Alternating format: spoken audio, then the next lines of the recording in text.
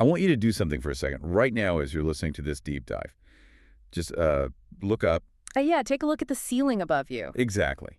Mm. Whether you're in your kitchen, maybe in your office, or, sitting in your car, just look at that physical barrier right above your head. You probably didn't think twice about that drywall or acoustic tiling when you sat down today. Right. I mean, why would you? But researchers are finding that the exact height of the room you're sitting in right now is actively dictating how your brain works. It's wild. It is. Today we're exploring a phenomenon known as the Cathedral Effect, and it revolves around this really fascinating psychological glitch, which is that this perfectly normal, everyday piece of ceiling is secretly putting a lid on your imagination. It is a wild realization, honestly. We spend practically our entire lives indoors, surrounded by these constructed boundaries, and we almost never stop to consider what those boundaries are mechanically doing to our biology. Yeah, you just ignore them. Completely. We tend to believe that our thoughts happen exclusively inside our heads, right?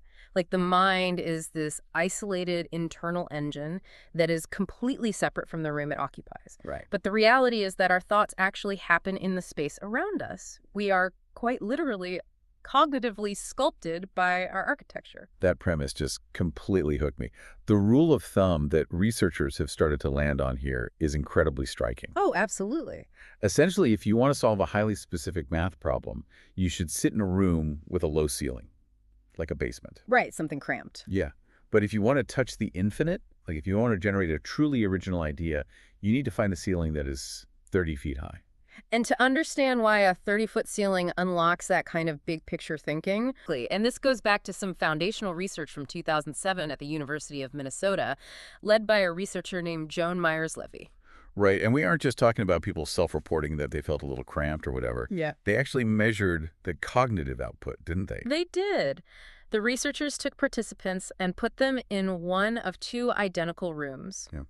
The only difference was that one room had an 8-foot ceiling, which is, standard for most modern homes and offices, and the other had a 10-foot ceiling. Just a 2-foot difference. Yeah, just 2 feet. Then they give them tasks. For example, they asked them to sort a list of sports into categories. The people in the 8-foot room sorted the sports into highly specific, rigid categories. Things like sports played with a ball or sports played on a court. Very literal. Highly literal. They were focused entirely on the item-level details.